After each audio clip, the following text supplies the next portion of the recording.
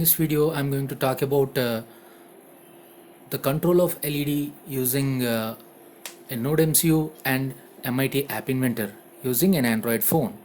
So here we are going to use an Android phone.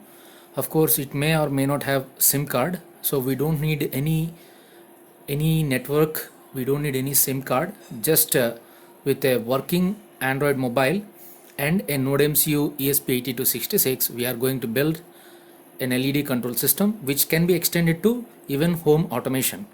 Let's start.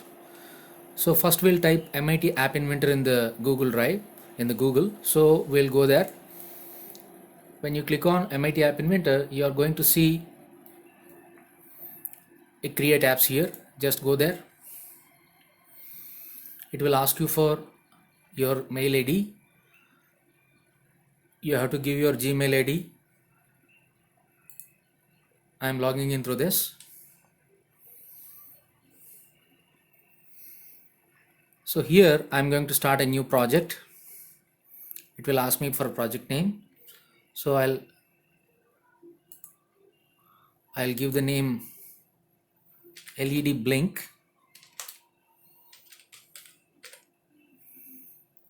Of course with Wi-Fi.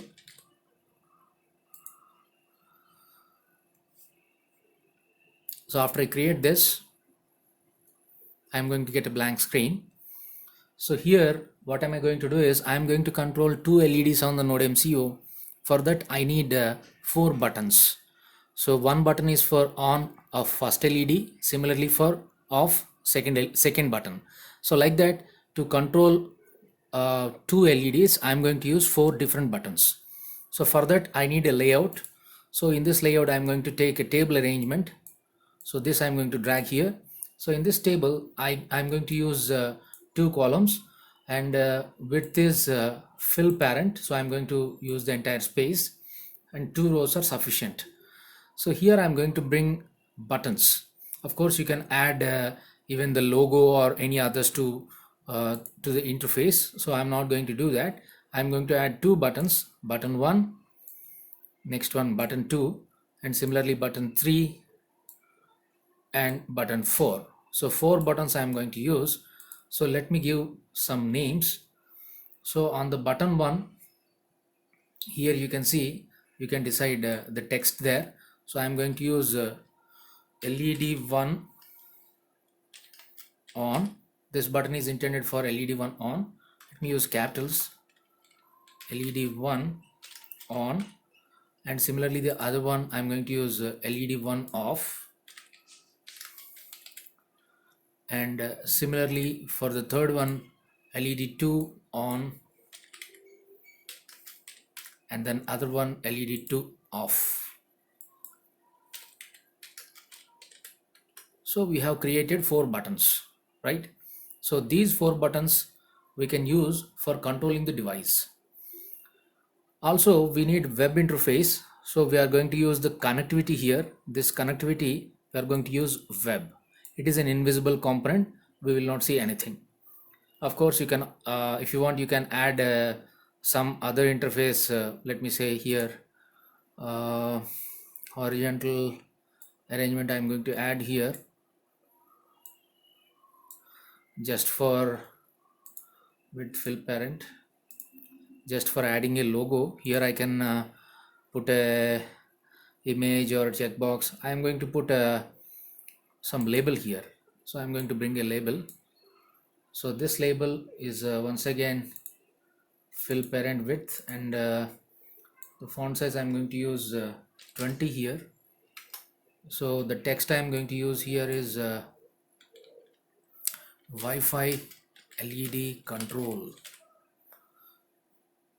and I'm going to align this for center.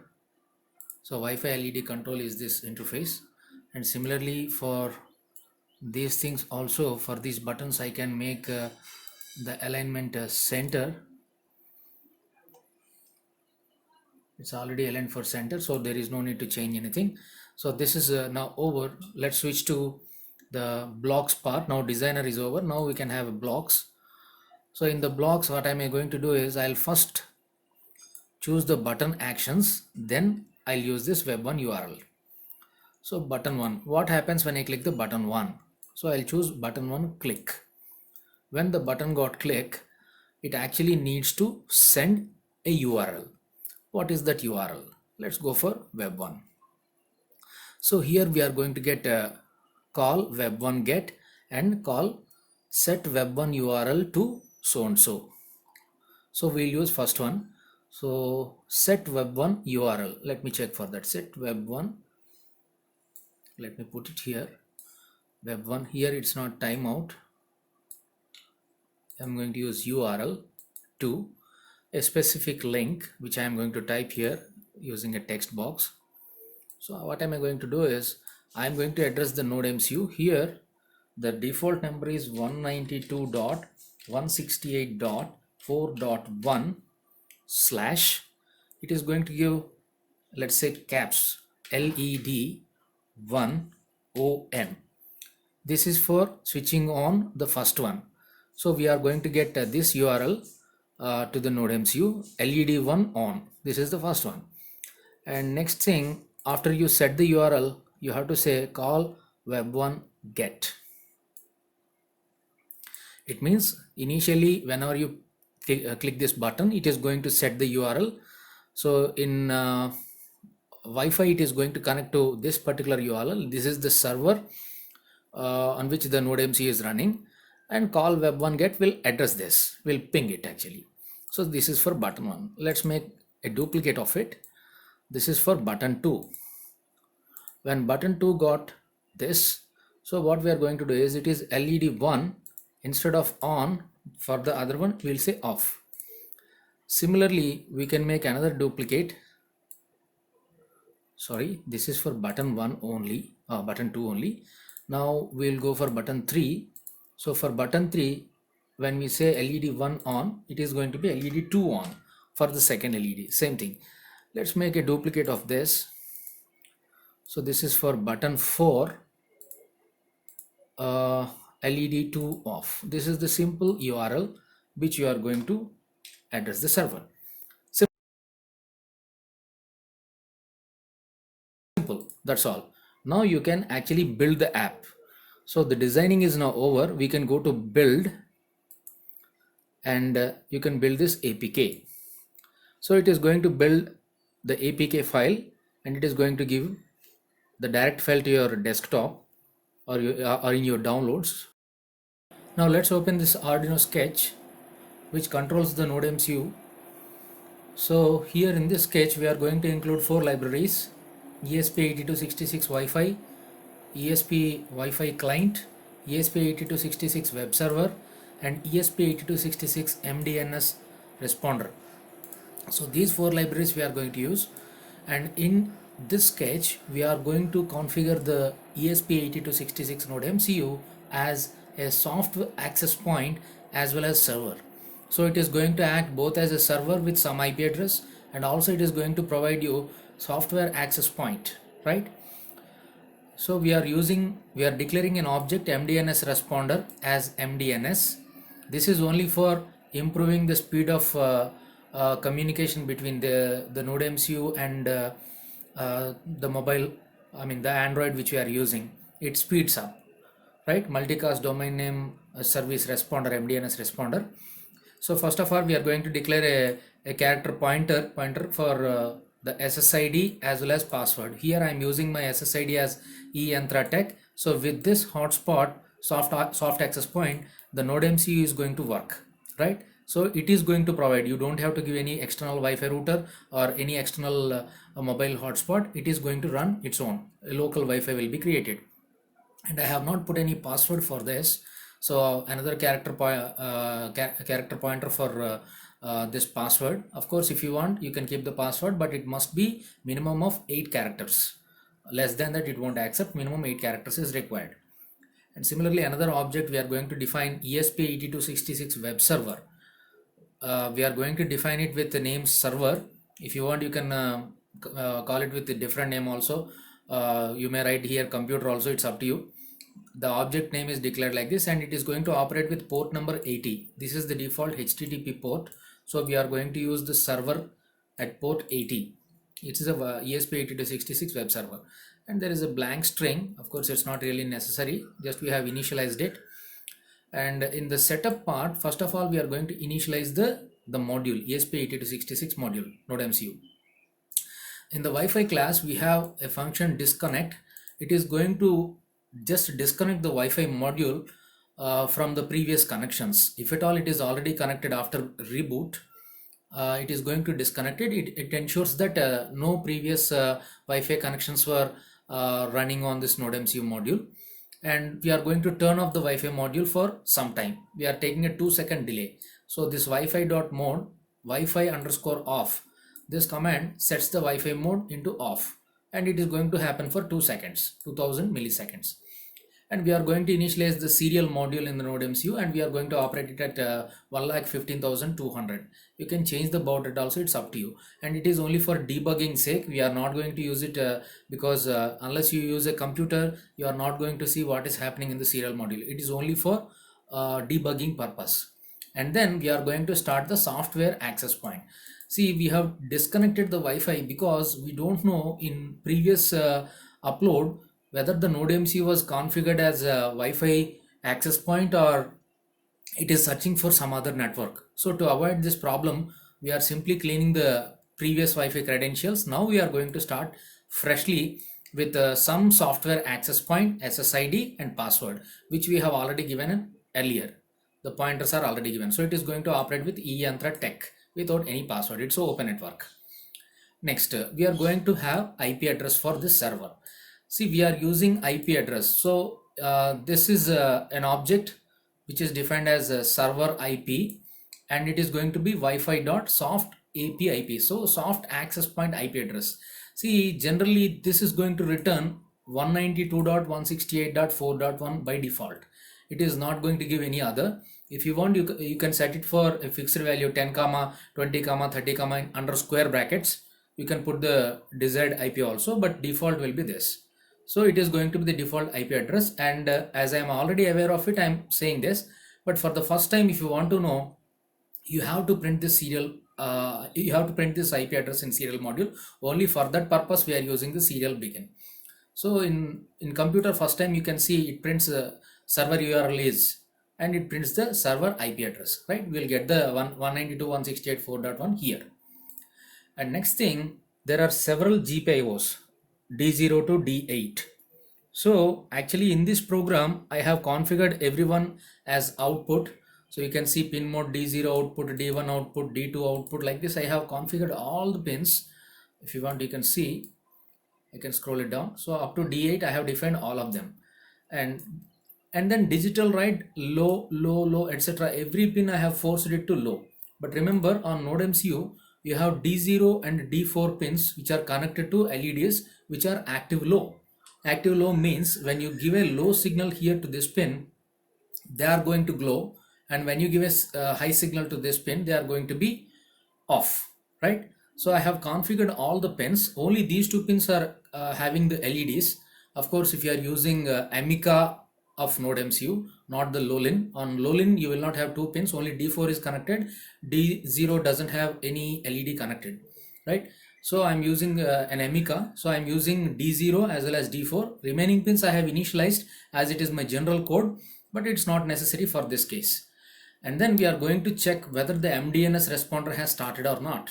So in this MDNS object, if you start the begin, if it returns ESP8266 with this local Wi-Fi IP, then it will print this statement. Otherwise, it will not print if it is not initialized. So if the MDNS responder did not begin, then you won't get this statement. But mostly it happens. I have never seen this point skipping so far. And these are the requests, server requests. See, the requests which are given to this, which are sent to the server by clients. So our Android mobile is going to work as a client here. Our Node MCU is a server. ESP8266 Node MCU is a server. And we are calling the Wi-Fi web server with the name server .on. So whenever this server gets a request, see this blank slash forward slash is the root is the root. Root means 192.168.4.1. So whenever you address that, you are going to get this response. So whenever you ping the server with a request 192.168.4.1, it will send server.send. After receiving this request, it processes it and it says server.send. So whoever has pinged this request to that client, it says first 200. 200 means it is the HTTP response codes. So 200 means successfully processed.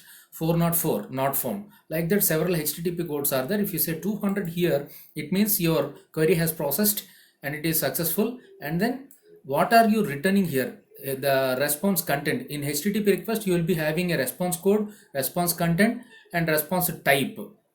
So this is the content and this is the type here. So the type which we are sending is actually, it can be text or HTML. So anything can be sent, or sometimes you can write even plain also, right? So text or HTML I have put, and this is web page. Actually our web page is a blank string which was initialized earlier. So there is nothing here. It is not going to respond anything. Or if you dislike, you can say welcome to Wi-Fi network of NodeMCU. I am writing like this.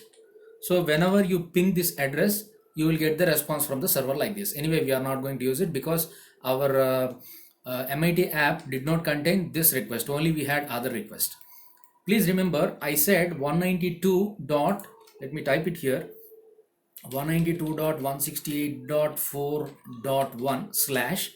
In MIT app, I have typed capital LED 1 on, LED 1 off, etc., etc. These are the requests, right? So these things already server dot on means whenever this server got pinged, means whenever this address is called with a HTTP request, this is the parameter for which the server is being asked by the client. So LED 1 on. So if at all this kind of request comes, then what has to be done by the server? So I have written the condition here. So here also I have written the same web page. So what I can do is I can say LED 1 is on. This is the written response. So the server sends the response here, but in the app I did not include. If you want, you can include that also. When server got response, whatever you say, that also can be included in the app, right? So here LED 1 is on, I am writing. So it will simply make the D0, digital rate D0 low. So that pin it is going to force it to low, and it is taking some delay of 300 milliseconds. It is only for stability sake. You may reduce this delay also. You may put it even 10, or even sometimes you may not put it. It doesn't matter, right? So I am maintaining some delay. Similarly, when you get a request with LED 1 off, what it will do, see, this is the syntax, the square braces, curly braces. This is the syntax for server dot on. So you have to follow this. You can add as many requests as you can. Here I have shown only 4, but you can increase the number.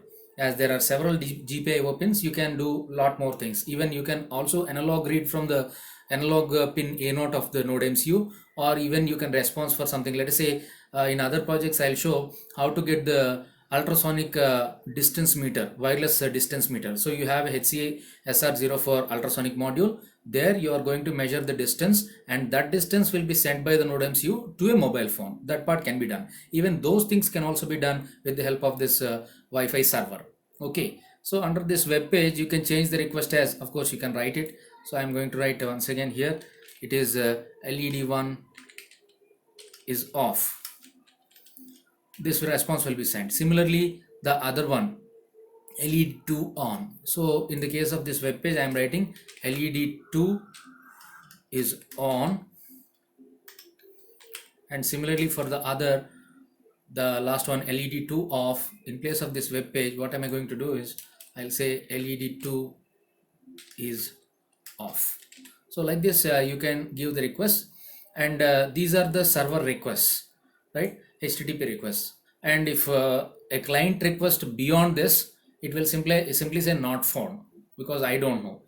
Server is given these instructions. If at all a request comes with any tag among these 4, then it will respond. Otherwise, if beyond the known things, if somebody asks another unknown request, then it will simply say I don't know, right? Okay. Now the next one is server.begin. So as it is set up, we have to initialize the server. These are the server requests, and now we are starting the server. and we say HTTP server started. And there is nothing in the loop. Loop is simple. Server, you just handle the client. The duty of server is only to handle the client. So whenever a request comes, so there, let us say if you want to get a distance from the ultrasonic sensor, then if that is the request corresponding to this, then in that case you have to write the entire ultrasonic sensor code here. Similarly, if you want to get an accelerometer reading, you have to write the corresponding code there. So there is nothing in the loop part, everything is written in the setup part. So this is the entire code, and now I'm going to upload this code into my Node MCU.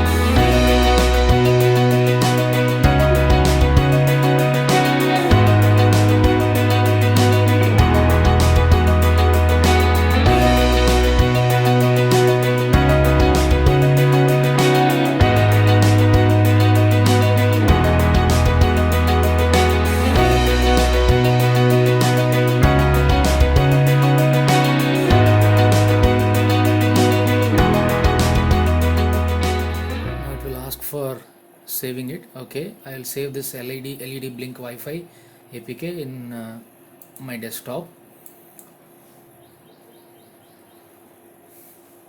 So this APK file you can transfer to your mobile or Android mobile. There you can run it.